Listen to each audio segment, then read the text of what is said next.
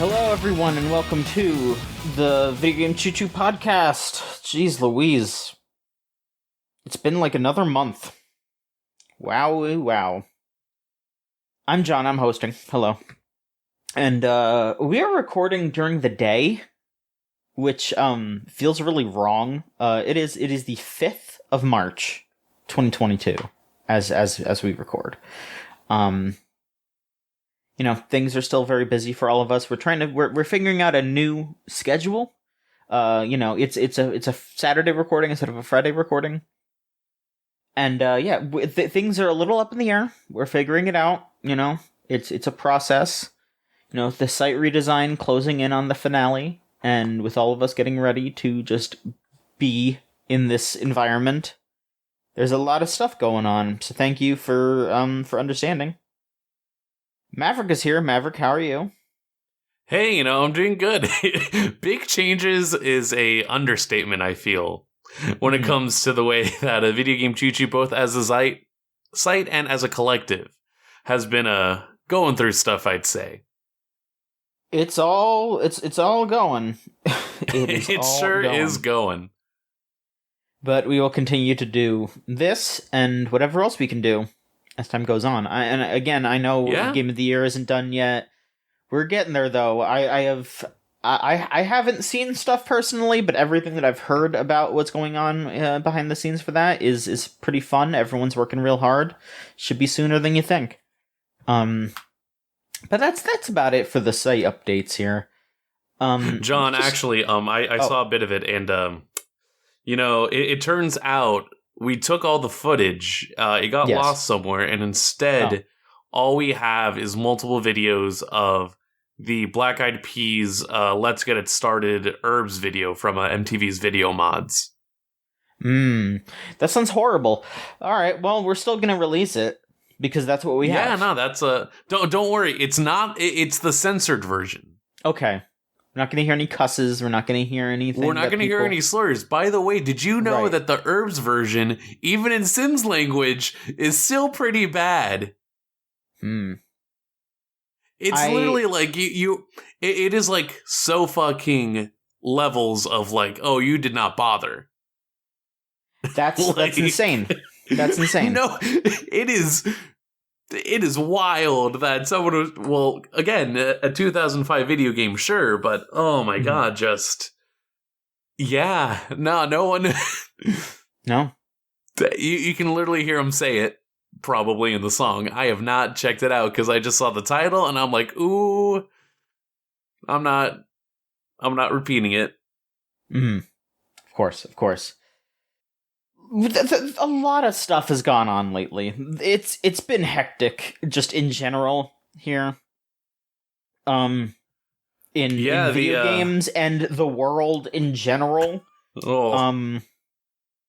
We will be touching on some of that as we go through the news, of course. Since I feel like everything that happens in the world trickles down into video games pretty easily because video games is such a large thing in the world now. So I guess we could just get started with some of the smaller bits of news here, unless there's something you specifically want to talk about. No, I got it. We can go into the news now, and then I've got this'll lead me in better for my funny little Mavericks musing joke. Ah, okay. All right. So I guess we could start off with some chatter here. I'll go into some of the lighter stuff, and then we can move into some of the heavier stuff. So, were you aware that a Platinum game came out like a few days ago? Oh, you mean Solar Ash? Yeah, of course. It looks like a pretty fun shoot 'em up, Yeah, no, Solar Cresta did come out. Yeah, Solar Cresta. My bad. Yes. It's all good. There's a lot of Solar games recently, so I do not blame you. But Solar Cresta did come out, and Platinum is pretty proud about that. But no, there's another one that Square Enix published, and it looks like complete and total dog doo-doo. I'm sorry, you're just... I clicked on it. Yes. And I see Babyland's Fall, but you're not telling me that this is just like a Souls fan game, right? No, this is a game that Platinum Games made. It is a full-priced game, and it also has a ton of microtransactions. Babylon's Fall. VGC News is reporting that its peak is 650 players on Steam. It just seems like a complete and utter mess. It seems very poorly made. One of the quote, I don't know whether to say highlight or low light, because it's a highlight as in, oh my god, this is horrible, and it's a low light because, oh my god, it's horrible. But Imran Khan did post a video of it, of the character creator, where the game's engine just doesn't like process dark skin tones properly, like at all. So you'll be like pressing the button to pick like a dark skin tone, and it's like, you know, like a light brown instead of a dark color, and it's just it's not that at all. Like all of the skin tones are just wrong in that game. Oh yeah, oh, that sure is. Nothing about it is very interesting at all. The dialogue seems really bad too. All the combat is not interesting whatsoever, and I mean, it came out right around the time as Elden Ring, and you know, I mean, even though it's not as big as Elden Ring, you know, you got your Horizon Forbidden West, and there's a lot of other really big games that came out. I mean, Platinum even put it out around another one of their games. I mean, yeah, Solar Cresta is a smaller title, but you know, the fact that they didn't give this any room speaks volumes. They haven't like been pushing it or anything. Like Square Enix tried to. I saw that they got the Maximilian dude to do a stream, and yeah, they were paying the guy to play it, and he could not hide how incredulous he was about how just completely insane and awful that game is as he was playing it. Yeah, no, like, you can definitely get him to do stuff, but, oh, man, like, Max will tell you how it is. Mm-hmm. He knows how to scare that back, but he also knows, like, he is one of those people that recognizes the power his, like, voice has, you know, due in part to the fact that he, I would say, definitely helps to at least keep fighting games a vocal consideration over these past few years. But that being said, ooh, yeah, it just does not look interesting, like, in a way where I see that it's trying to do, like, some tech conceit to it.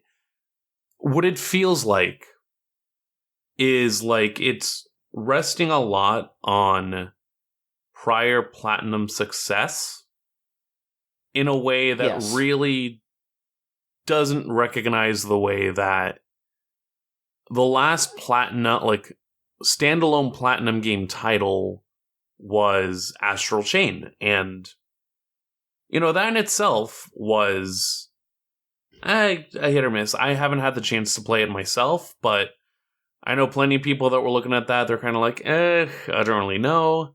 Other people that played it and was like, yeah, you know, it was all right. But it definitely seems like something where, like, you know, my immediate thought is you looked at Nier Automata and asked, can we do that again, but for Dark Souls? Without keeping in mind the way that, like, there are multiple components to that. You know, part of what Nier's ultimate success is Yoko Taro's involvement and the team that Yoko Taro pulls in for these endeavors. And for Dark Souls, same idea. You know, team and creatives at From specifically leaning into directions from someone else. Here, it definitely just feels like something that's grasping for the zeitgeist. And, you know, when more and more games are being pushed out at a time that any given day you can find something either full priced or at less than that for whatever else, like for whatever system you can find or whatever availability you have, this is going to be the result. And especially when you're putting something out at a similar flavor as a Horizon, which I even have my own reservations about, but I understand the type of person that'll go for that. Your Elden Ring, which, believe me, I've got plenty to talk about when it comes to Elden Ring. it makes sense that 650 is like the concurrent amount of people right now. Mm-hmm. I don't know, maybe when it goes on deep discount, more people will hop onto it just to see what's going on. But no, not now. Not when Elden Ring is still so fresh. Not when there's other alternate things to try. It's just a bad concept, and it's frustrating. I'm still super curious as to why Square Enix didn't go with Platinum to do the Nier Replicant remaster. I mean, the combat in the remaster's fine, but I'm seriously curious why they didn't just have them work on that as well. It's weird. I don't know. It's very odd. Square Enix is completely off the shits, and I mean, at the very least, we have our bad Square Enix game of the year here. To join The Quiet Man and Balan Wonderworld. We have our entry of the year. So congratulations, Babylon's Fall. You're probably going to be a joke in our game of the year list next year. If we can remember it. If we can remember it, yeah. Because at least Balan and The Quiet Man were, like, funny. There's nothing funny about this. It just exists, and it's boring. I don't know shit about this. There's no dancing farmer in this. There's no parkour over a bald guy. It's just there. Who cares? Maverick, do you want to talk about Elden Ring for a bit? Oh, arise. Yes. Ye tarnished. Ye dead, who yet live. The gamers. The unfested. The live slug reactions. Elden Ring has been a fucking blast. When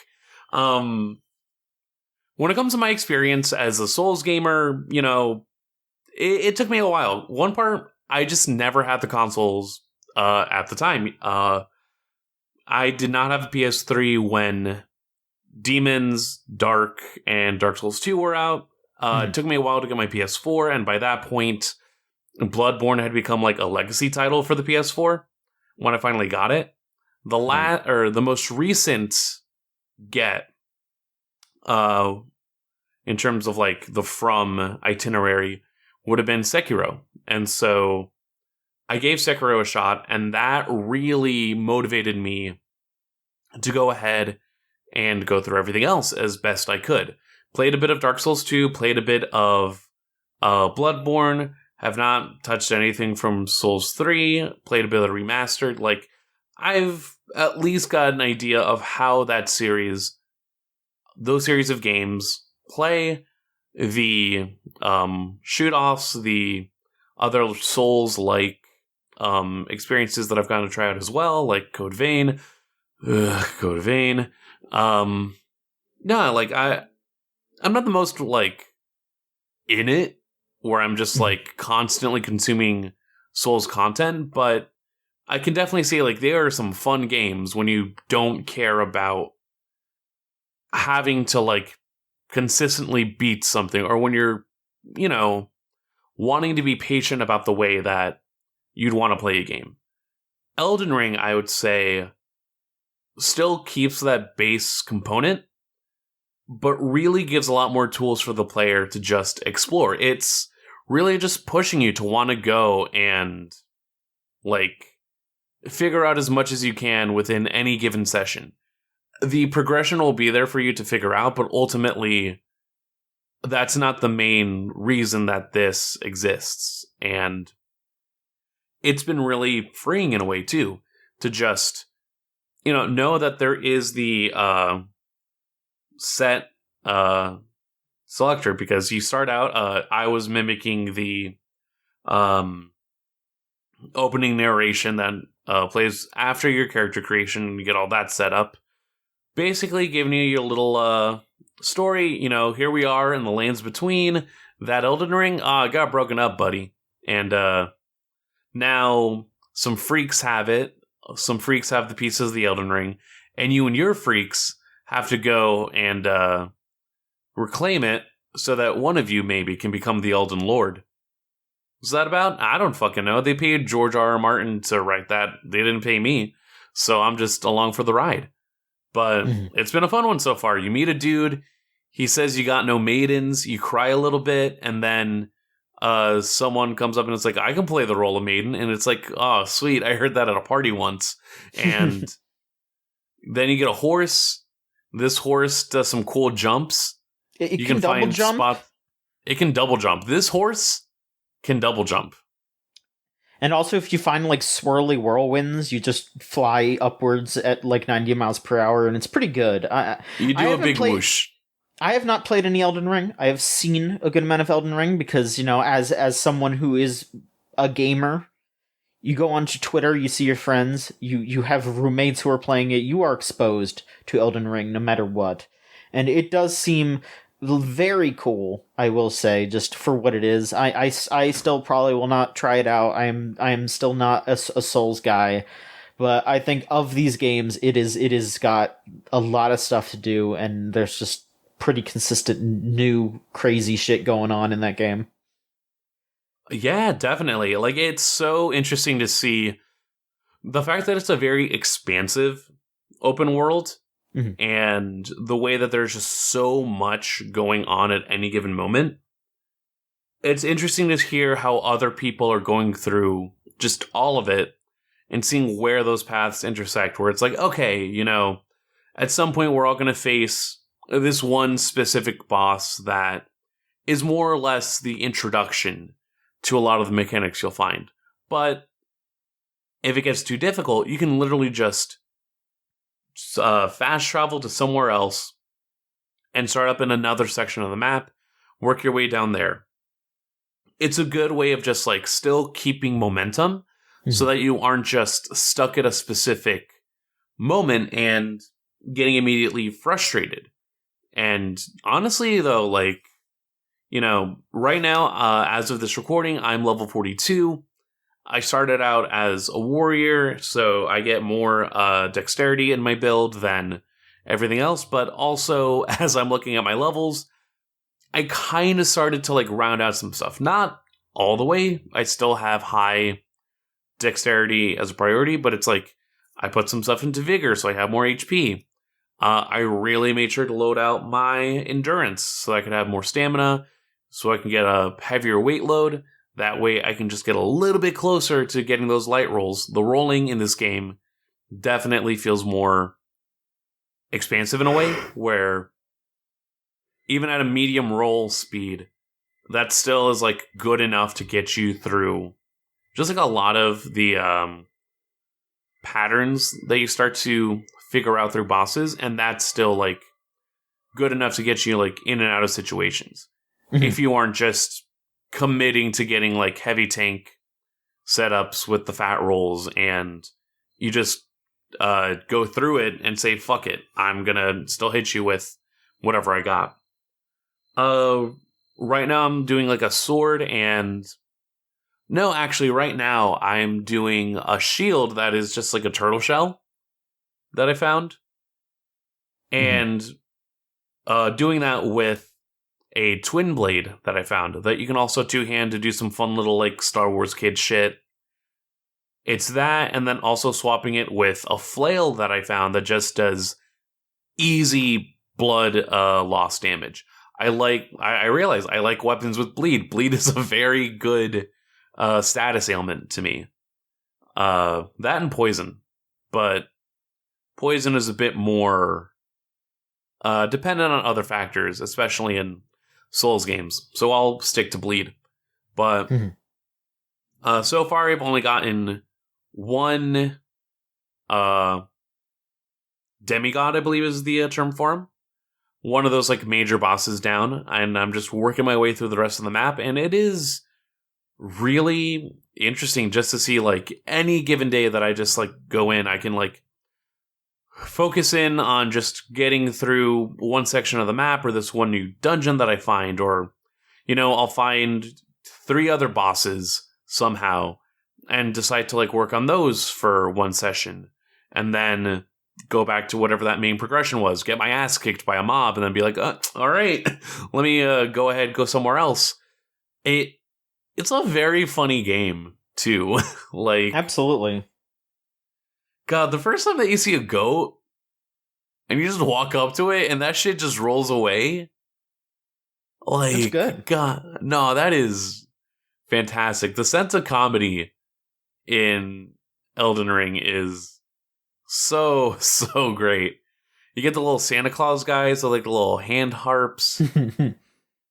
You got a lady that's like, yo, give me some grapes. I gotta do better. I gotta get some grapes. You can handle your mommy complexes because there's a lady that holds you. Of course. It's basically like From Software is giving you therapy. Men really do be playing Elden Ring instead of going to therapy. I mean, from what I've heard of all the posts about like women being like, "Hey, where have my partners gone? Oh, Elden Ring came out." Maybe that is more true than we'd like to admit.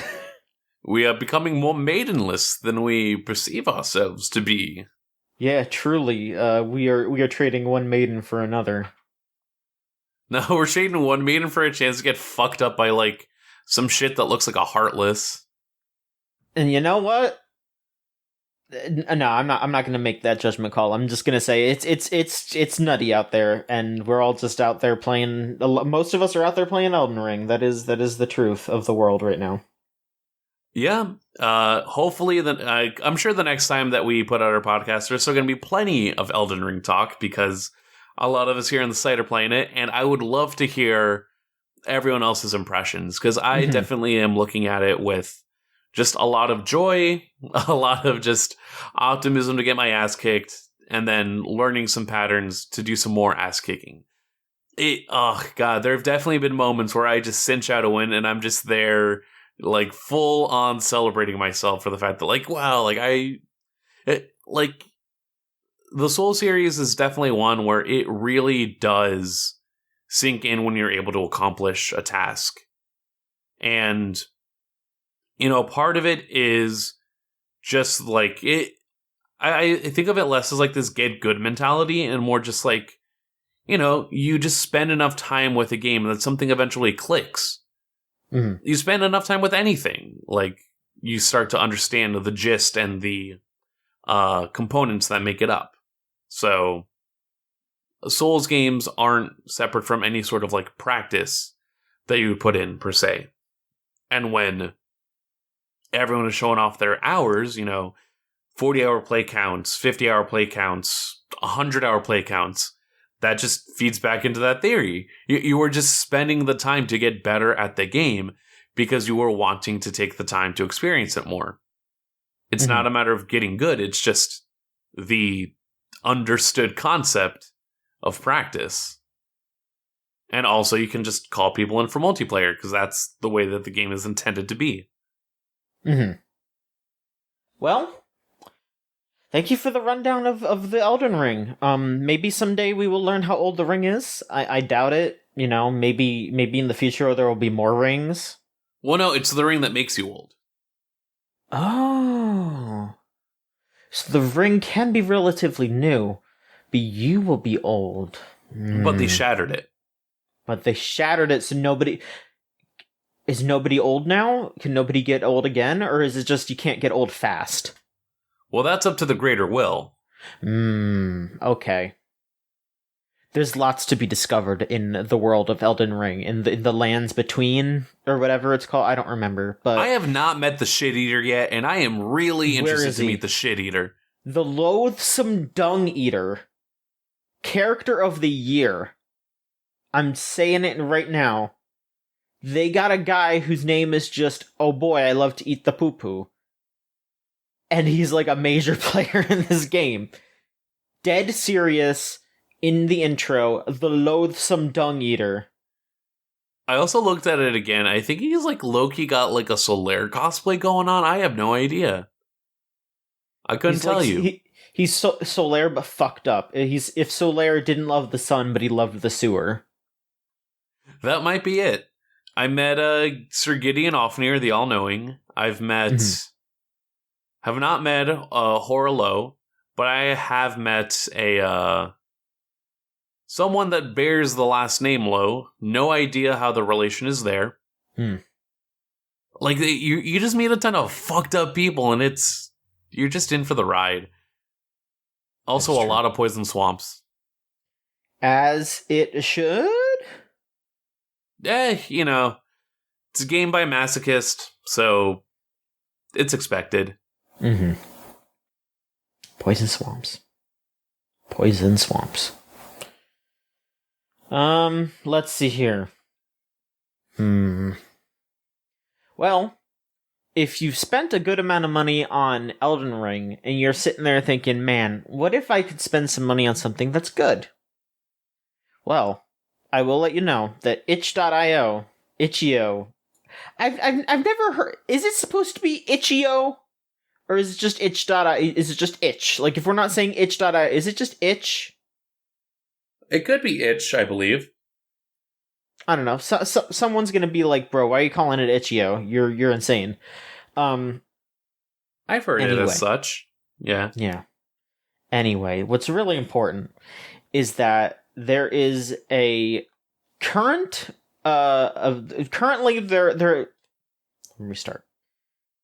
As someone who lives in Texas, I will mention that, and also someone who used to live in Florida, it is often imperative to stand up to the government who make some very bad, very harmful decisions, who harm the marginalized and those who absolutely did not deserve it.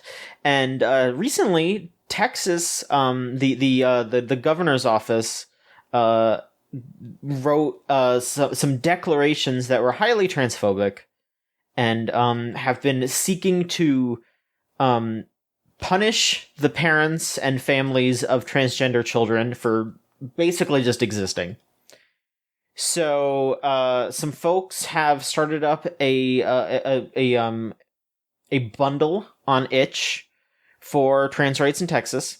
They are asking for $200,000, and at time of recording, they are at $179,000, which is great. But hey, what if it was more? What if we got a lot more and we kept going? This is tabletop RPG games. This is not video games this time. This is for tabletop games. So if you are somebody who enjoys playing TTRPGs, you can go to itch.io.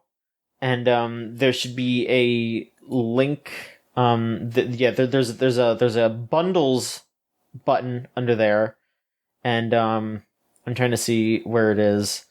We'll link it in the post. How's about that? Because I don't y'all shouldn't have to dig for this mess. It's another one of those big old bundles. So there's a lot of games in here. But, I mean, if you're interested in any kind of tabletop RPGs, you should be able to find something. I could not recommend anything to you because I am not into that. But there's a whole lot of games in here for anyone to enjoy. But yeah, it's just the TTRPGs for trans rights in Texas. Go ahead and grab that bundle. It's just $5. The offer is active for another month. So, you're not going to miss out if you don't get on it immediately. They're sending the money to the Transgender Education Network of Texas and Organización Latina de Trans en Texas. So, two excellent organizations down here trying to stop the pricks in power from making any kind of really awful things go through. So yeah. This is a good thing to add to. I'm scrolling down here. Yeah, there's all kinds of stuff here. One of them I just saw is Jonathan Frakes wants your attention and you must not give it to him. Please make sure you don't give him your attention. Yeah, there's a lot of stuff. There's it says here that it is $2,823 in value, so you are saving 99%. So there you go. Yeah, I just bought it. Yeah, do you play any tabletop RPGs, Maverick? No, not really. It's always been a difficulty for me to start, if only because, like, it's a matter of getting people involved, but a lot of these do look interesting. A lot of them do look very much, a lot of like what I see in the tabletop space is a lot of just self-exploration of identity and focus, and with a lot of these games still just are being like explicitly queer, and this is just coming from one straight guy. Like I'm gonna at least recognize, like, yeah, no, that seems cool. The ideas here are very interesting, and it is always very notable, or what's the word that I want to use? It is very admirable, the fact that there are creators that are still willing to put out whatever they want to, regardless of the limitations that might be set out. Even in something as specific as a tabletop game, there's still a matter of understanding the systems in play, the rules you want to abide by, and also having enough variability that someone could still access it. And to be able to do that in something as specific as a tabletop game, my hats are always going to go off to those people. Because it's something I would just as readily want to do, but got to figure it out in some capacity. So.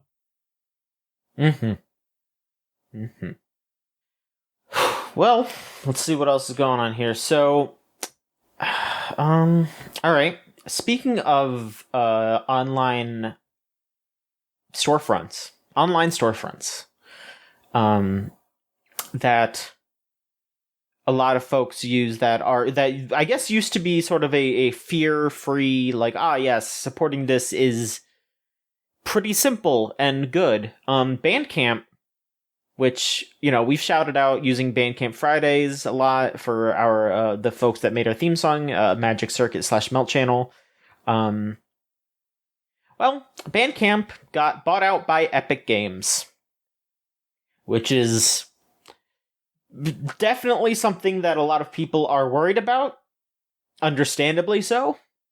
And it's something that I hope doesn't really change anything in the future, because it'll be fine for now, because of course it will, but there's always the fear that Epic will just rip Bandcamp apart, will stop doing Bandcamp Fridays, will just ruin everything that Bandcamp stands for. And it's scary. It's understandably scary.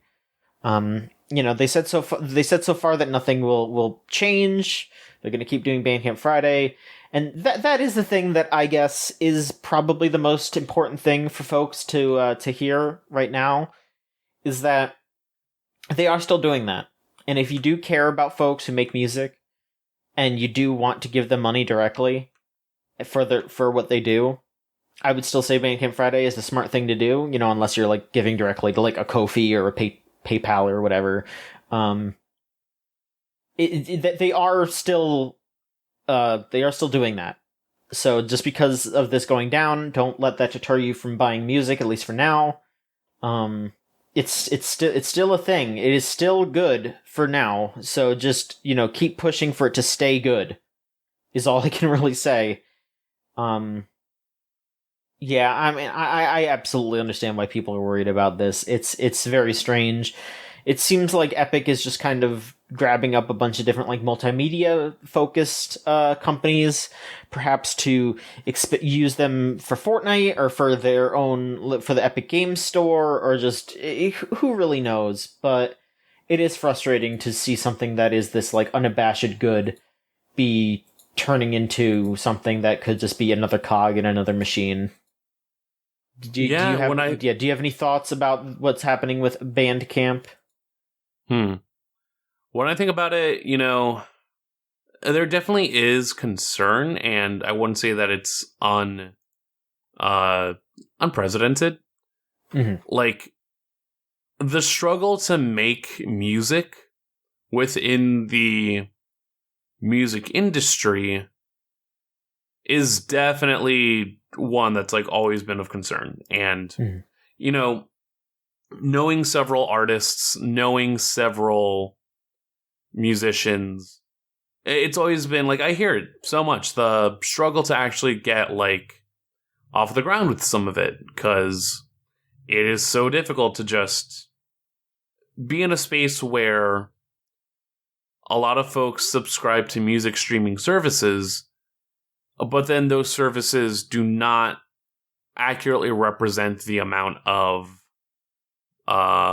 they can represent the way in which music is consumed, but not necessarily the payment that is like accurate to that. You know, however many streams someone gets is not equivalent to that amount in dollars, unfortunately. If anything, it is more cents than anything else. Like fractions of a cent. Fractions of a cent. You would need to be in the billions of streaming numbers to even start to look at a profit. The millions at the minimum, really. But all that said, you know, Bandcamp is definitely a platform where it's not just the availability to release your music digitally. So many storefronts that have their own merch, pressings, other material for a person to go ahead and pick up as well, really do just space that out as much more than just another audio service. And, you know, on one hand, I understand I feel like a while ago I saw some argument saying the case that, like, just people aren't owning music anymore. It's much more a case of people that are, you know, searching it as publicly as they can and trying to find a setup there. And I get it. You know, I remember so often that, like, I know, like, I can remember, like, sitting in a computer lab a few years ago for kids, and they were just finding stuff out of SoundCloud randomly. And that's why they were just consuming music that way. And on one hand, I get it, but at the same time, you know, there is a level of just having to recognize the way that you as a consumer have a responsibility when it comes to how you choose to access media. And part of it, in regard to music at least, and in regard to the way that there has been difficulty with the music industry in terms of, like, getting a clear representation of that, Bandcamp is one of those easier ways of doing it. Is it foolproof? No, of course not. Because, yeah, like, you know, oftentimes I'll buy a song, and unless I'm actually doing something with it, that MP3 is going to sit there while I go stream it on Spotify. But at the same time, it's the fact that while making up that $9.99 or whatever to pay for that service, I'm also going ahead and paying as directly as I can for the stuff that I do want to use. And even now, as I get into vinyl, you know, that's even more of a reason for me to start to troll Bandcamp pages just to see, like, oh, who has a vinyl pressing of this fucking version of Late Night Delight that I already have a cassette tape of when I bought the damn album a while ago, but I like it and I kind of want to see how it sounds on vinyl. Like, it's stuff like that. That, you know, when it comes to Epic, I don't think they'll actually touch anything about it. The idea that, like, you could maybe hear a Black Dresses song on Fortnite is... I don't think that's going to happen. I don't think they would buy it for the sake of filling out a radio. They're still going to do collaborations with your Travis Scotts, Bad Bunnies. I'm surprised if Olivia Rodrigo has not gotten any sort of sponsorship yet, nor Dua Lipa. But I do believe, and I saw this out in the waters in some capacity, I do believe that inevitably Epic might want to sell Bandcamp to another company. One that is more strictly the banks and much more, like, process driven that would do damage to Bandcamp. And that will suck. But for now, you know, if I'm assured that there's no difference in what's going on, then I'll just see where it goes. I'll still support my friends as best I can. I'll support new artists as best I can. There's a lot to troll in Bandcamp when you actually go ahead and start finding stuff. So, it's definitely something to look out for in terms of just waiting to actually see the fallout overall. It is, as you say, a process. It is always changing. Shit is always changing. We will see how things go. So, let's see here. What else is going on? What else? There was an NVIDIA source code leak recently. A lot of it is a bunch of technical mumbo-jumbo that I have no goddamn idea what it means. So don't ask me. That is not this kind of podcast. I'm sure there's some other white dude with a beard who could tell you how this works. I am Get not your that nerd white dude. shit somewhere else, motherfucker. Yeah. But I will tell you that there was some stuff in that source code that was pointing that was talking about the Switch's internals, and then there was some other files that were using the same shorthand. I think specifically it is. Let me take a look here. The Switch stuff is under NVN, and then there's some stuff that says NVN2. So that's like another Switch of some sort. Who knows what kind of thing that means? It could be the Switch Pro. It could be a new console that is like the Switch but better.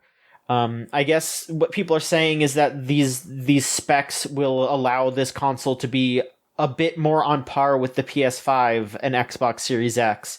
Perhaps not as powerful, but there will be ray tracing and other stuff that these more modern consoles have that the Switch does not. It sounds like a good way to make your Switch turn into some sort of fucking horrible device that will explode and kill everyone. But they're doing that. They're probably doing some kind of new Switch. Switch 2, and imagine I'm doing the Peggle jump. 2! Dos! Yeah, no, I mean... Got it. Ugh. Switch 2 has been out in, like, the offing for God knows how long. And, no, sure, we have Switch OLED, but... Yeah, no, it's, I would not mind a little more horsepower in the tank. For sure. When it comes to something like this. Mm-hmm. But, I wouldn't also be surprised if this is coming up in response to news about the Steam Deck. Mm-hmm. And I mean, I will say none of this is pointing towards anything, like, coming up. This is not something that's like, oh man, they're going to announce the Switch 2 in a few months. Like, yeah, of course they're working on a Switch 2. Like, there's always talk of them, like, as soon as a console comes out, they're starting to work on the new one. It's a constant process to improve on these things. So it'll take them many years, however long, because, like, we just hit the Switch's 5th anniversary. So yeah, it probably takes them way longer than 5 years to drum up the next thing that the Switch is like. So yeah, of course that they have some stuff in the process, but this definitely doesn't mean that anything is happening soon.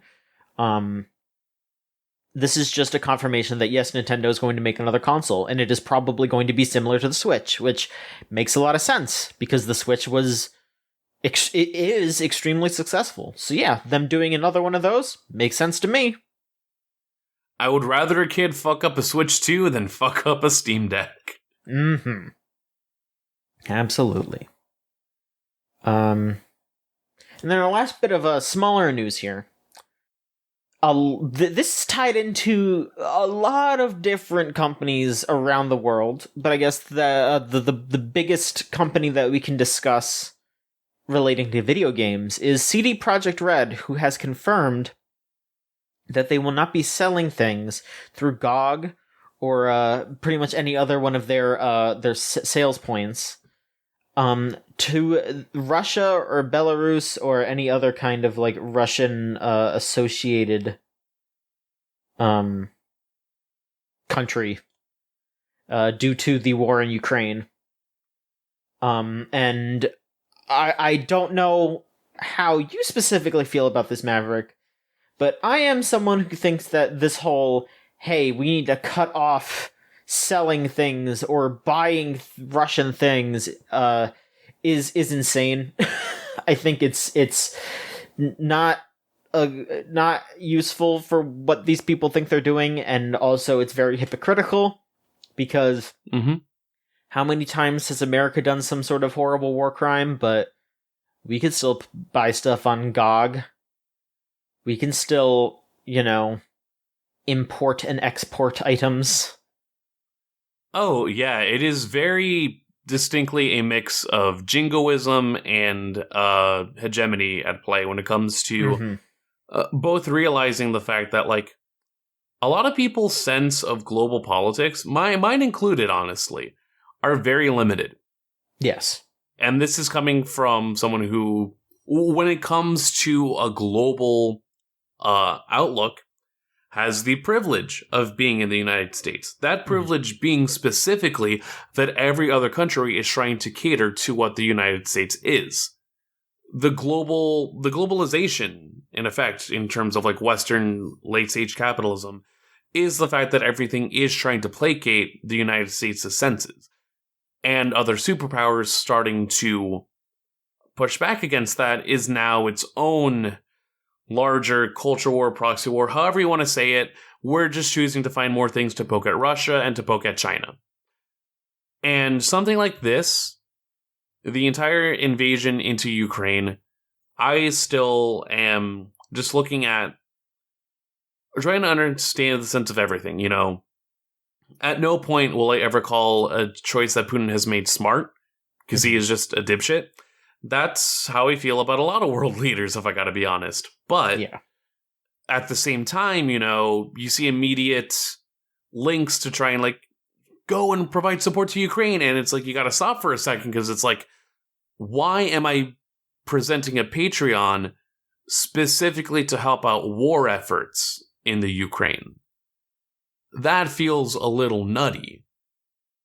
And thankfully from that, I have seen efforts to be like, hey, here are funds specifically able to help trans folk in Ukraine, who I can only imagine are feeling other levels of marginalization on top of everything here.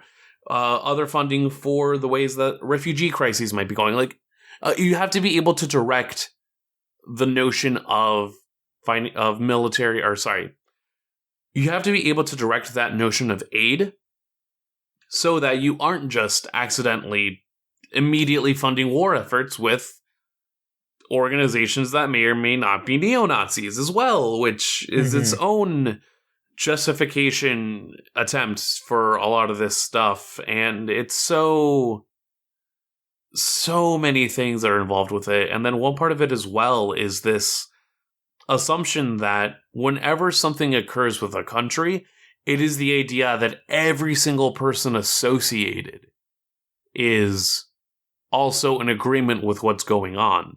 It's an incredibly bad concept, like, especially because there's a lot of folks here that will be up in arms when someone's like, oh, well, fuck America. It's like, well, I live in America, then, I don't agree with what it is. Well, yeah, sure, but you should extend that to other countries as well, because, hey, guess what?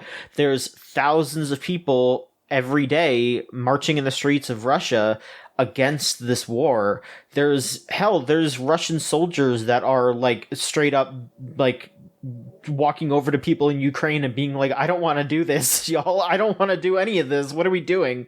Like, it's a mess. And, we can't just paint everything black and white. Like, there are, this is not good guy versus bad guy. Like, Russia is not 100% this just country of evil people who, if they were wiped out from the face of the earth, it would just be a good thing. Like, no, there's millions and millions and millions of innocent lives there that are being harmed by the sanctions and the war itself, as much as, not as much as Ukraine, but these are all awful things that are happening to innocent people on both sides, and John, John, what I'm trying to understand here about the Russia situation, and when it comes to Russia and China, I think that there's some very bad people, and that there is a very bad procedure going on, some very bad things, and we have to be able to make sure that we are doing our best against it. Oh, I'm not the president anymore. Take this pill with me, son. Daddy, go bye-bye. Bye-bye. The last time, why I decided to go with that kind of because the other, come on, man. I don't know jack about Russia. They're bad. They're bad people doing some bad things over there. No, I won't defund the police. I want to refund the police. Shut the fuck up. No. I am gonna, and that's... I'm not gonna finish that song because I want to put this podcast out, but... You know how it is. You all know how it is. It's frustrating being alive in a lot of places right now. It's frustrating being alive, and even in places where you're not marginalized, you realize that you also don't have specific power. And in issues where a lot of it comes down to how much power you hold, it can be frustrating. However, rather than looking at that nihilistically, I instead to look at the fact that multiple people can come together to build that power. And you see it countless times whenever there are marches, whenever there are mass donation funds. Again, we just noted the fact that there is a near $200,000 coming in, $200,000 coming in out of an itch.io bundle for tabletop games. And that is people actively choosing to make that purchase with as little as $5 spent. And that much has been amassed already.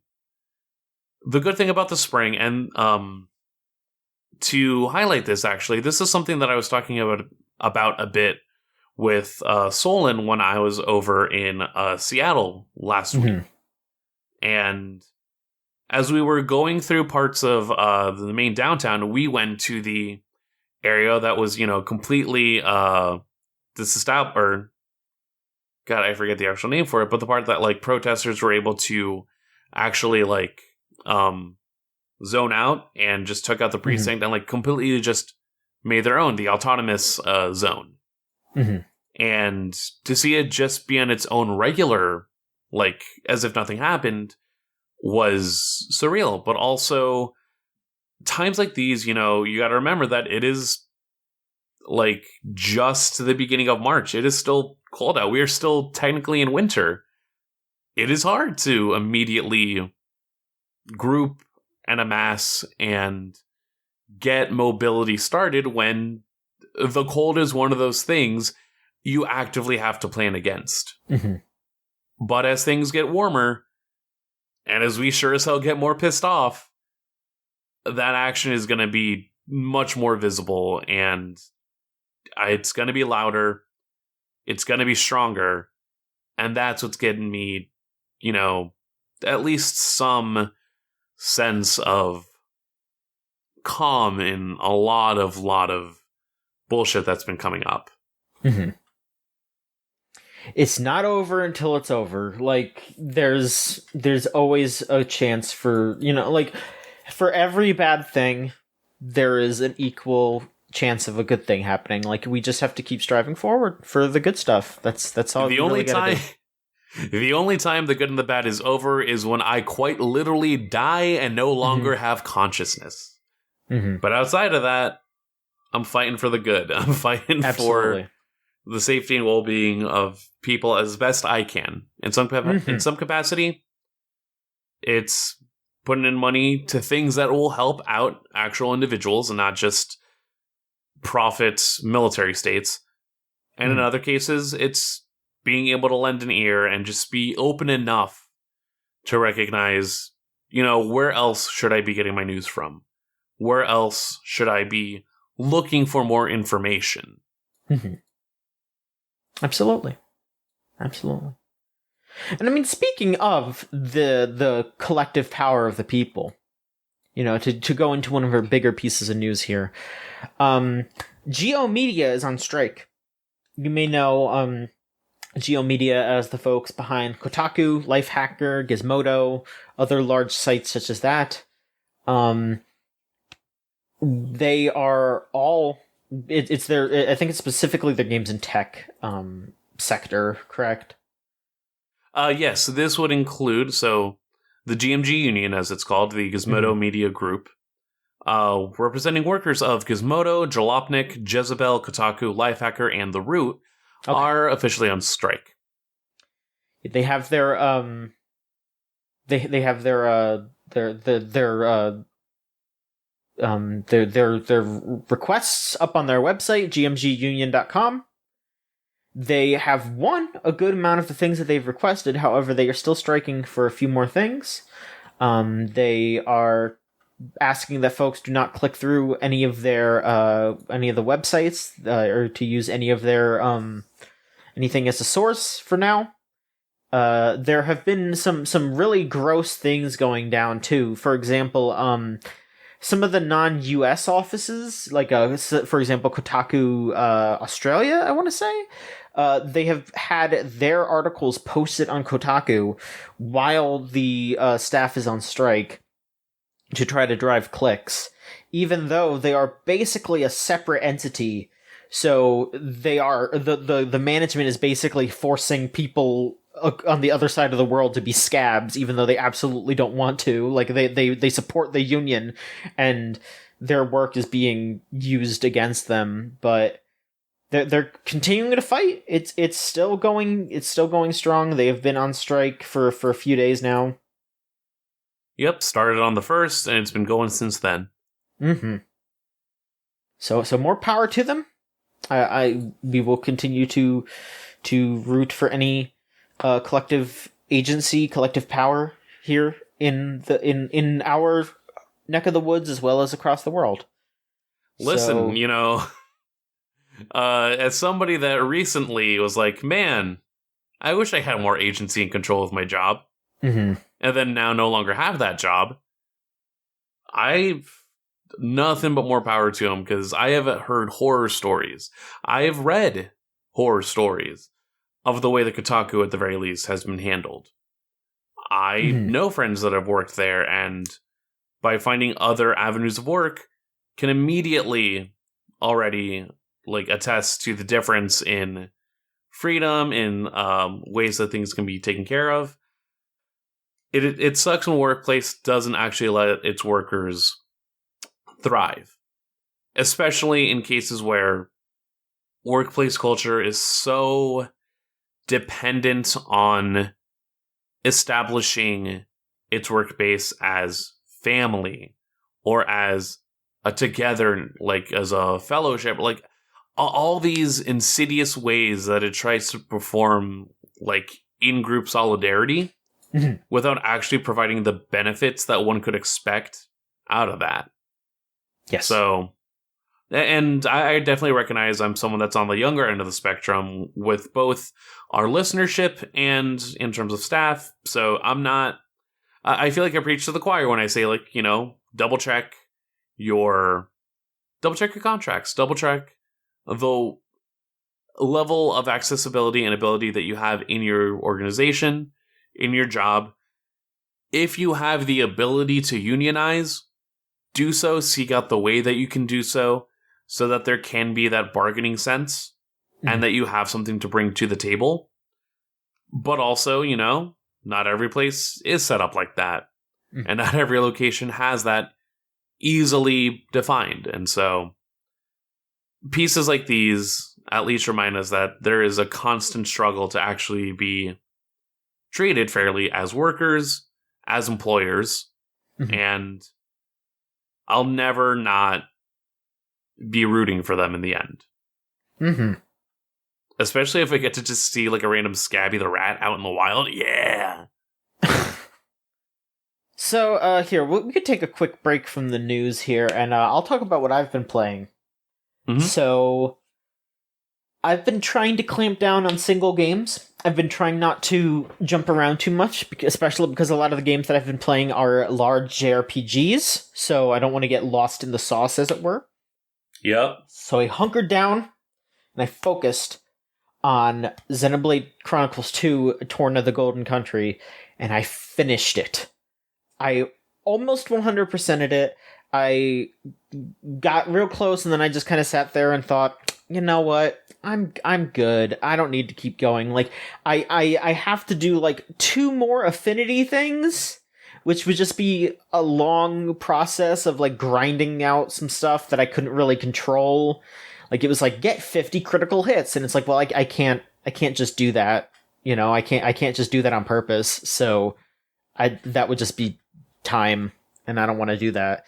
And then the last thing was defeating these 4 golden monsters, and the last one is level 100, and I'm only like level 65, so I was just like, no, I don't need to grind out to level 100. I'm good, you know? I don't need to sit there and do another like 35 levels of grinding just for one fight. So I turned that in. I was considering what I'm going to play next. I have 3 options. I was initially just immediately going to jump over to Xenoblade Chronicles 1, the remaster, the remake, whatever you want to call it. But then I was like, you know what? I should give that a break. You know, I played Torna to take a break from SMT, so I could go back to SMT, so I'll jump over to 5. But then I thought about it some more, and I was like, well, that AI the Somnium Files sequel's coming out in like a few months. Maybe I should actually wrap that up. So I'm kind of in between trying to figure it out. We'll see how it goes. So what you're saying is you're ready for Trails. That's so what you're saying is you're ready for Trails. John, look at me. Don't look at the gun I have underneath the desk. But right. Okay. Look up here. Look up here. Uh-huh. You're ready to play Trails in the Sky, right? Well, I actually do own Trails of Cold Steel already for PlayStation 3. Hey, even better. Oh, yeah, I would double check because I forget if the PS3 variant has the turbo function. And that just saves you a lot of time when it comes to not grinding necessarily, but just quest completion, a lot of just like overworld stuff. It's very handy, but, you know, if you have it available, by all means. No, totally. It is definitely something that I do want to get around to. Like, the Trails games do seem very, very cool. I remember I got it just because it was this really nice package, and I think I got it for, like, I got, like, a buy 2 get 1 deal at GameStop at one point, and I was like, fuck it, this is a nice deal, and it's in really good shape. It's that, like, special edition of the PS3 version, so it's got, like, it's got a box inside of it that's, like, this very large, that's got a very large emblem, and then you take the box out, and it's like, hey, throw this box out and put the sequel inside of this box. Like, it's like, what? Okay. Nice. Yeah. But no, I mean, I should look into getting the more recent versions of those games, though, like, because, yeah, like you said, they probably have, like, updated things, like a turbo mode or any kind of other, like, ways to cut down on grinding. 1 and 2, at least, like, feature some of the DLC already in it when you buy the PS4 equivalents or the Switch equivalents. I think they're only on PS4 or PC right now.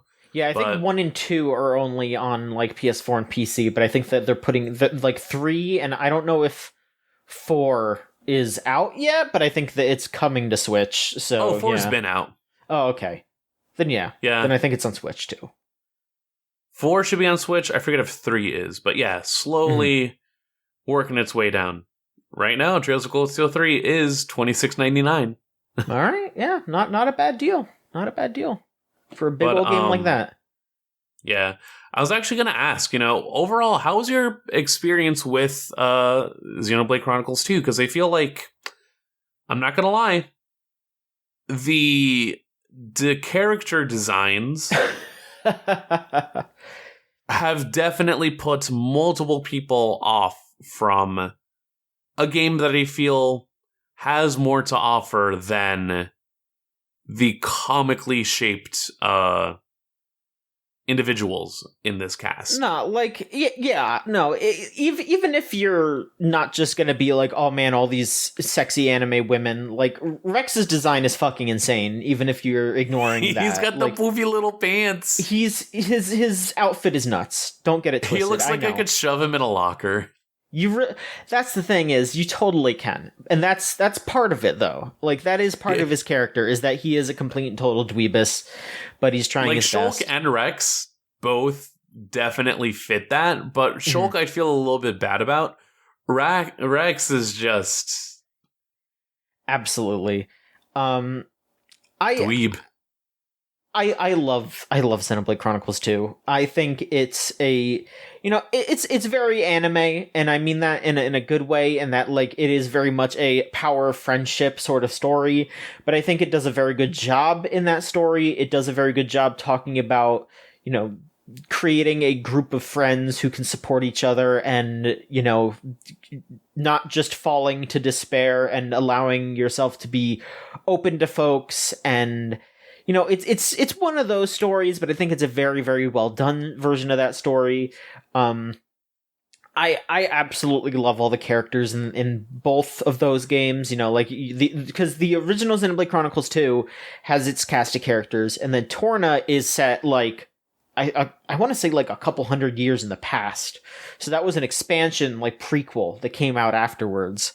And it's like a pretty lengthy thing in of itself. Like, like I said, I did pretty much everything in the game, and I think I finished it in like 38 hours, and that's for a teeny tiny, like supposedly teeny tiny section of the game too. I think I was around like 180 hours in Chronicles 2. Those games are very, very long, very, very long, but I think they're incredible. Like, the side quests give you enough to chew on. I think Torna did a better job of giving you less but more to actually, like, interact with. Like, at the end of that game, you straight up, like, gather up all the people that you helped throughout the game and all the different side quests, and go on one last little excursion together. And that's this really nice feeling, and I hope that goes into Xenoblade Chronicles 3. I think I really hope they expand on the side quests more and make the main characters feel a bit more human when interacting with the side quest givers. That would be very nice. I love so much of this game. The combat, I'm going to be honest, I did not understand the combat of Xenoblade Chronicles 2 until I played Torna. I smudged my way through Chronicles 2. But then when they explain it a bit better in Torna. And then I was like, oh man, I'm doing some really cool stuff now, huh? Oh, I should have been waiting to pop this thing and not just, like, immediately going into a chain attack. Oh, that's what those orbs floating around the enemies were. Okay, now I know what I'm doing, and I got to do all kinds of cool stuff. And that's a bit of a shame that they, could have definitely tutorialized better in Chronicles 2. Mm-hmm. But they do fix it in Torna, and that does make me more hopeful for 3, because I do feel like they, like Torna is like an actual, like, step-by-step showcase of them understanding what they did wrong in 2 and fixing it. Like, they made a much tighter, much smarter experience and showed off just what they learned after finishing, like, right after finishing that game, just, like, basically taking the reviews and the criticism to heart. And that's really exciting. Yeah. I think for an RPG, if you want, like, a super, super long RPG, you should definitely check it out. And, I mean, hell, I will say that they seemingly have also taken the criticism of, damn, these characters are fucking insane, to heart, in that pretty much everyone in 3 seems pretty normal design-wise. The main dude does just look like they fused 2 SMT characters together. He looks like they fused fucking Flynn with the guy from SMT1, which is pretty funny. I don't know. I'm looking forward to 3 a shit ton. I do need to play through 1.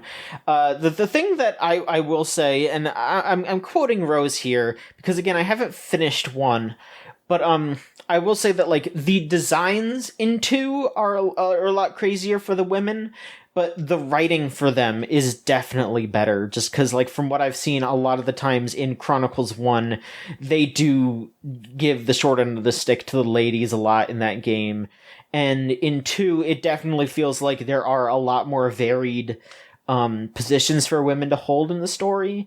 There's a lot more, like, just women doing cool shit in 2.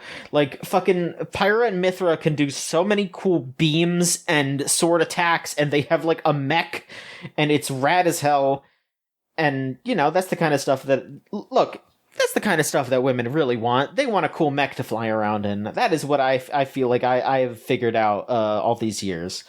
So, you know, here at the Dudes Rock section of Video Game Choo Choo, we're speaking for the ladies. We're speaking for the ladies. Women, let's all get you mechs. Let's do it. The American people are tired of women. I'm looking through these designs. Are tired of women not having mechs. I'm looking through these designs, honestly, and they aren't, like... I think people saw some video of, like, the bunny girl. The bunny lady was the big thing. It was absolutely her. Like, Pyra and Mithra are a little, you know... They got crazy baps. Don't get it twisted. But there's a lot of designs in that game that are just pretty normal. The big thing with the character designs, like the real legitimate criticism that I 100% understand, is that there's a lot of designs in those games that clash, and that is because they brought on, like, a shit ton of artists to come in. Because, like the whole thing with the like the blades, the different blades that you can get in that game, it is a gacha system. Like, you are finding blade cores and you are rolling them, and if you get a rare blade, that is a character that was designed by an art, like a different artist from everything else. And, like, even some of the main characters are designed by different characters. Like pretty much all the characters that are from the Ardanian Empire were designed by fuck, I'm blanking on his name. The Final Fantasy guy. Not Nomura. I think Nomura, yeah. Yeah, it was designed by Nomura. Oh, there you go. And so, like, yeah, there's just all kinds of just crazy shit going on, and I absolutely understand why people would be like, man, that's wild that this character standing next to this character does not look right. And yeah, I get it. I definitely get it, but I still love it. I kind of like that the characters look so all over the place, you know?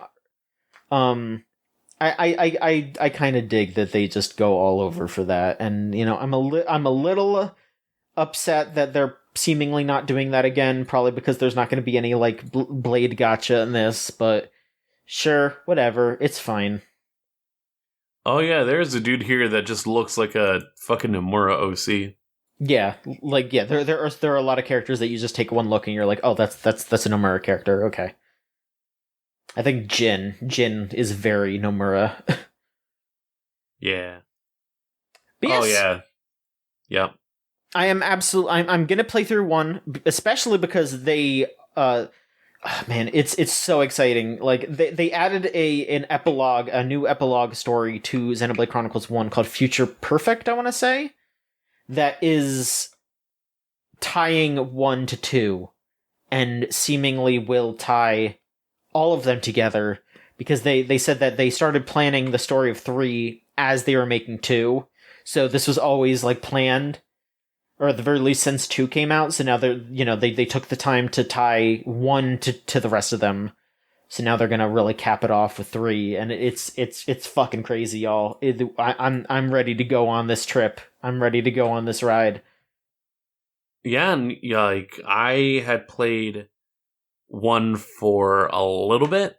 Mm-hmm. I definitely enjoyed what I was experiencing of it. So if I ever come back to pick that one up, definitely would be eager to explore the rest of it. Mm-hmm. It's going. It's going. And I've also been messing around with some mobile games lately, just because, when things are slow at work, I don't want to bring my Switch over there because I don't want anyone fucking like stealing it or it falling on the floor like my GBASP did, shattering into smithereens. So I've just been playing some like mobile games. There's that Mega Man game.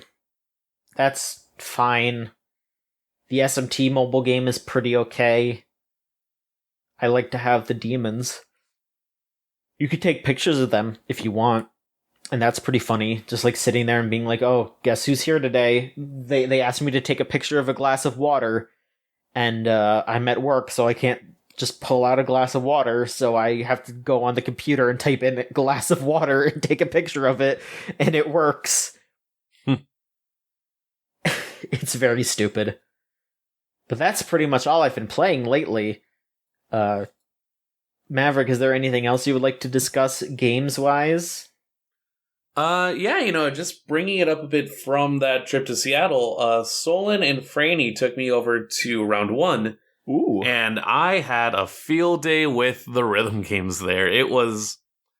I loaded up my card, and then I just sort of pivoted over, and I'm like, yeah, it's like a Saturday night. I definitely see some people going wild on the DDR machines and just step dance machines. I'm like, oh, that's fine. Let me just go over here. I immediately clock the imported Project Diva arcade cabinet, and I just zoom right over, start playing a few rounds, because I'm just like, I know these maps. Let me try and do it with the buttons. It's fucking deranged. It is a whole different style. Like, the Project Diva arcade setup, it is a cabinet with 4 large buttons, each representative of one of the PlayStation buttons. You have triangle, square, X, and circle laid out. And right above that, you have a little like touch bar for like slides and shit that the game will also give you. So normally, like when I would play these maps, not only would I have access to each of the face buttons, I would also have access to the opposing directional buttons. So like triangle coordinates with up, X coordinates with down, square left, circle right. So that way stuff like multiple note rhythms, triplets, 16th notes is easier to hit out. Doing it on a fucking arcade cabinet of just 4 buttons, you were literally just mashing that same button as fast as you can to like match up with the rhythm.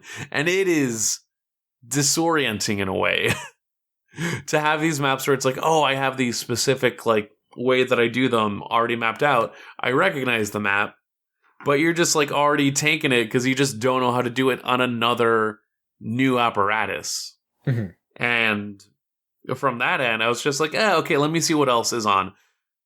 There is this fucking off the goop game called like Magica or something. Oh yeah, Musica, something like Musica, that. Yeah, yeah, Musica. Like, it is 5 face buttons, unmarked, but it's 1 row of 3 at the top, 1 row of 2 underneath it. These all spin as well. And so the way that you actually maneuver the game is like, you're on the track, notes are coming down, you're either hitting the corresponding top button, so it's like you have the first, third, and fifth buttons that are on the top, second and fourth are on the bottom. Top is coordinated blue, bottom is yellow, so you're just trying to coordinate like that. Sometimes you get a little tornado icon, and that means, you have to spin the motherfucker that you're on. And don't forget, sometimes they come back around, so you gotta spin it again, and it's just like, wow, there's a lot going on here. Not to mention that this is a full-on Japanese import, so there was all this tutorializing and just, like, maneuverability going on. Like, I had to select my 3 helper things or whatever, and I'm just like, bro, I don't understand what you're talking about. I'm trying to play Love Trial, and this is getting in the way of that. Like, make it make sense. there is an early version of a Taiko machine there. How early? There were no Vocaloid songs. Weird. Yeah, no, it is weird to notice I don't know, like it's interesting to think about the way that Vocaloid is just a part of gaming as a subculture of like a lot of things in terms of subculture and like the presence that it has, where I could just immediately clock like, okay, this Taiko machine has like some of the classics. You know, you got the Chibi Maruko-chan song. You got I'm trying to think about what else it had. Linda Linda, the Matsuri song that's always on there. Some staple, Cruel Angel's Thesis, but I'm trying to remember what the actual like. It had a Haruhi shit on it, but yeah, like no Vocaloid section. And that just gave, like, I forget if there was even a Toho section in it. There's got to be a Toho section. If there's not a Toho section, just throw the game out. There must have been a Toho section. But, yeah, like, this specific time of, like, rhythm game history where, you know, as licensing gets very specific out in the East, there's, like, things that were just available, and then stuff that wasn't even, like, on the shopping block yet. And keep in mind, like, the Western, the first time they tried to get Taiko out in the West, it was just shittily, like, paying for covers of current day pop songs. Then current day pop songs, which, for something like Taiko, is not the move. But outside of that, the game that I find myself so, like, engulfed in, actually, was Groove Coaster. Groove Coaster whips ass. played... Groove Coaster is so good. Oh, God. And playing it on the machine, too, was, like, so much fun. Because the machine itself was just the two little, like, nubs that you fuck around with. These have the part that you tap on, the part that slides left or right, or up and down, depending on, like, what the direction is, and that's it. Those are all the controls that you need. Groove Coaster is also just very, like, it's a very solid experience for anyone that's playing for the first time. It tutorializes you in a way that is just very easy to grab on. Even, like, at the beginning of each song where it'll say, hey, when this note comes up, this is how you tap. When this thing comes up, you tap on both of them. Here are your slides. Here's when you have to slide repeatedly. Here's when you have to tap repeatedly. Here are what your holds look like. Here are all the different things that are also just going to be coming up in this song so that you're prepped. And that, I don't know, like, that's just very helpful, especially when it's like, okay, you know, I only have so many points. Am I sure that I want to spend my time on something like this? I'm not really sure. It really helps someone that might be new to a rhythm game start to get adjusted to what that can look like. And the playability itself, dude, my hands got fucking, like, my fingertips got raw after a while, because I was just like, you know, of course I was doing Bad Apple on hard. I was doing fucking Theme of Aquarion on hard. I did Shiny Smiley Story. Like, I just immediately was like, give me the bullshit. And it's also good that it lets you play the song to the end, so that even if you fail it, you still just get to hear the whole song. You get 3 plays per credit, and you can just bullshit for those entire 3 plays. Like, it does not penalize you for choosing to, like, play it. And that is such a good thing as an arcade game. To just, like, let the person who's there take whatever time they want to, so that they can actually just get the most out of their experience. Yeah.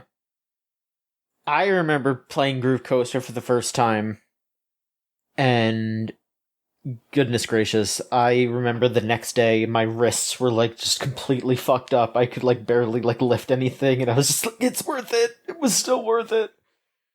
Yup. Oh my god. And this was also before I had to go to Chorby's for the Until We Beat. Of course. So that Sure, was BSP just... Twitch. Yep, that's right. God, rhythm arcades, man. They're cool. They are Shout cool. out to arcades. That arcade I may also... be a little biased. It was very funny seeing the layout of that round one, where there was just a whole corner of fighting games and no one was there. Just from as recent stuff as Street Fighter V to, like, I saw a Capcom versus Tatsunoko machine in there. Oh, I would have been playing that. No, like, that was dope, but it's just like, damn, I wish someone else was playing it. They like imported some initial D machines that, like, were its own level of goofy in terms of just, like, one, I could barely fit into the fucking thing. So it's just, like, hunched up, looking like Hermes on that virtual bobsled in that one episode of Futurama. But two, like, the controls were steering wheel, gas pedal, and then shifting up or shifting down. There was no brake. You don't need a brake when you're playing Initial D. That's the thing. When you're doing a game that's about drifting, part of the drift is the fact that you are using the inertia from hard braking, from hand braking even, to continue a turn, and then going forward on the gas once you have your straightaway. And this will kind of just, like, maneuver the clutch to do it. And I'm just like, I'm just banging on the goddamn pedal to go faster, and then I'm just kind of, like, hard cranking the wheel to get the drift going. It was so goofy, but, you know, more power to it. I would love to go to an arcade with folks. It would be very nice. It really would be. All right, we got two more bits of news here. Yeah. Let's hit the heavier one, and then we can round it off with some joyous laughter. So, two companies are currently struggling to hire people and to retain them. First one we could talk about is Activision, because of course they are. They are currently, complaining about not being able to bring folks in or retain them. They are trying to say that they wanted to bring a woman onto their board of directors, but Microsoft's acquisition isn't letting them, even though there was a mandate saying that they needed to do that back in 2019, and the acquisition does not go into effect until 2023. So they're just full of shit. They're full of shit. And they are bringing on another brand new case against them. They are being sued for the wrongful death of that was referenced in the original lawsuit. The woman who committed suicide.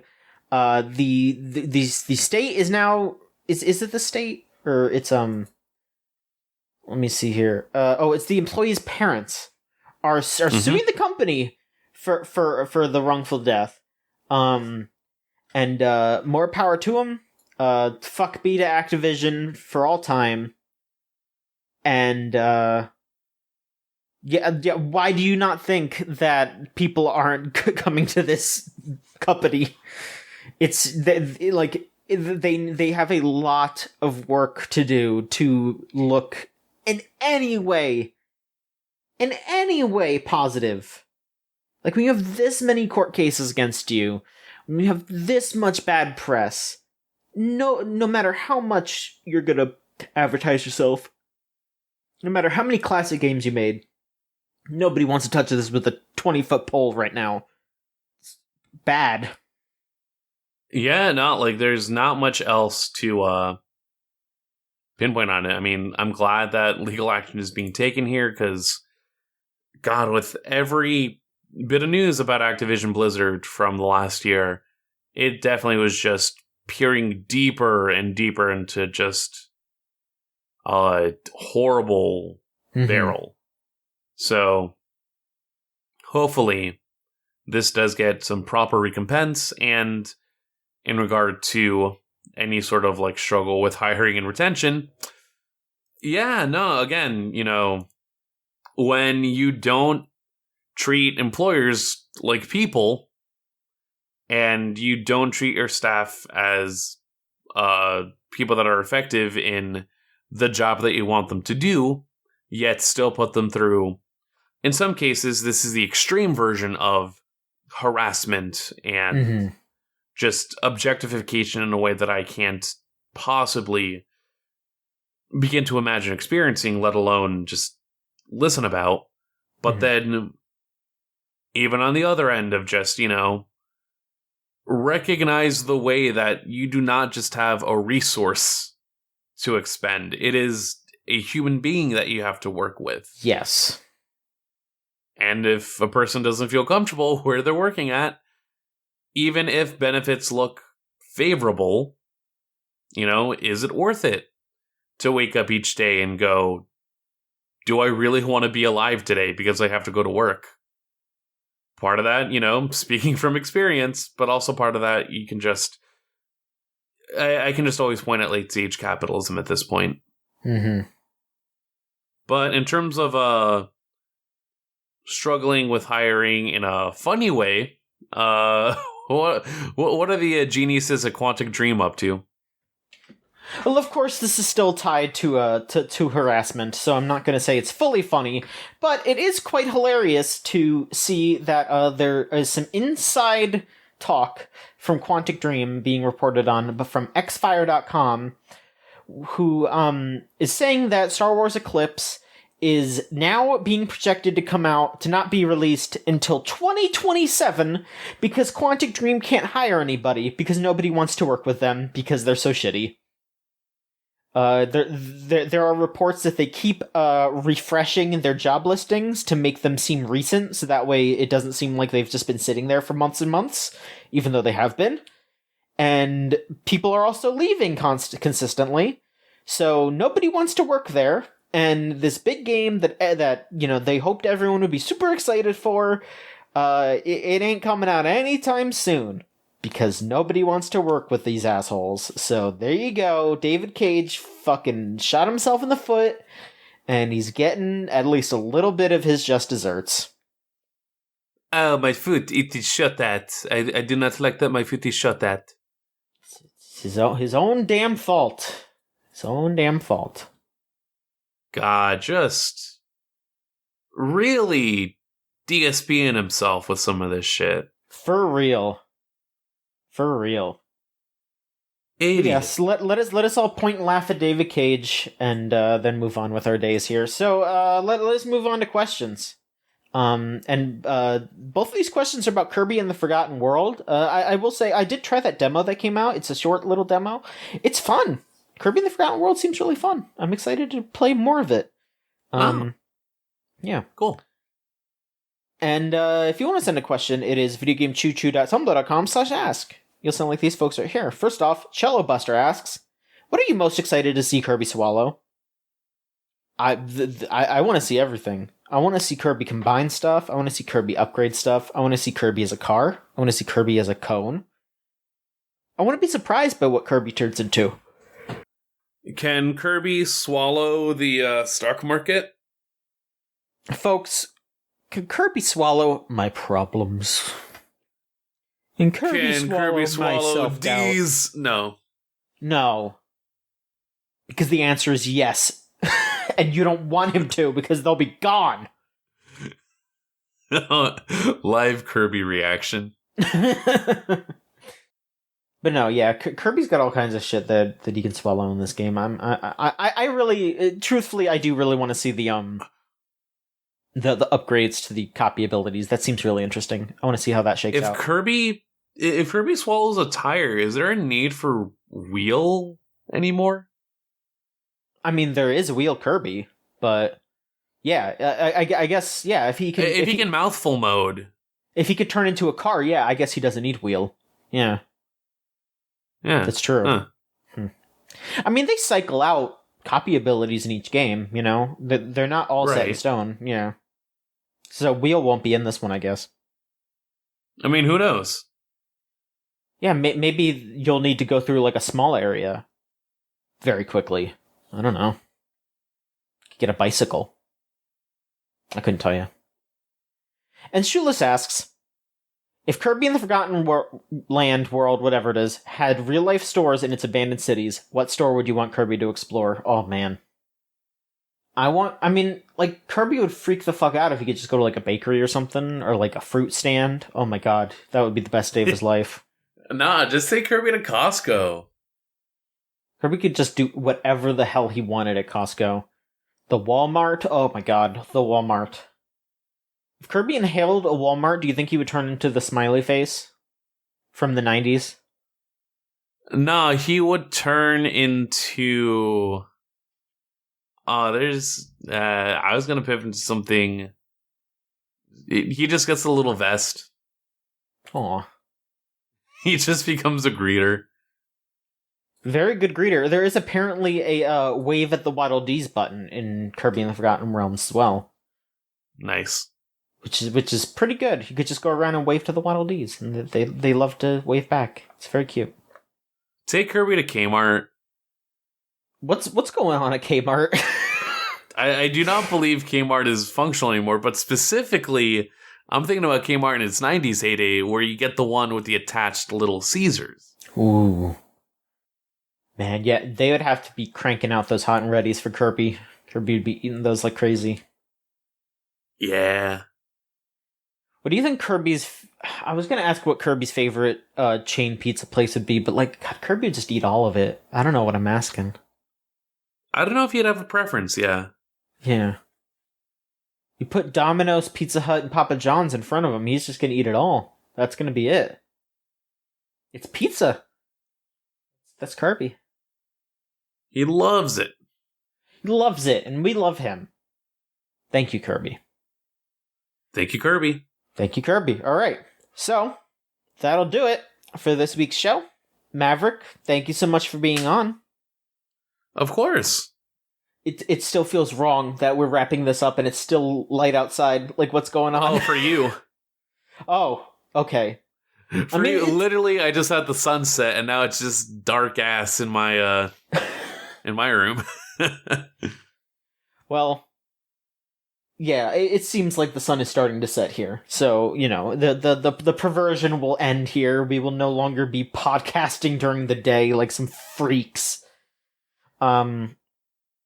But yes, thank you so much. If you want to continue to follow us, it's videogamechoochoo.tumblr.com for Tumblr, at VGCC is our Twitter, videogamechoochoo.com is our videogamechoochoo.com is our website where you can check out all the stuff that we're posting all the time, which, you know, hasn't really been super recent, but that's okay. We're working on it.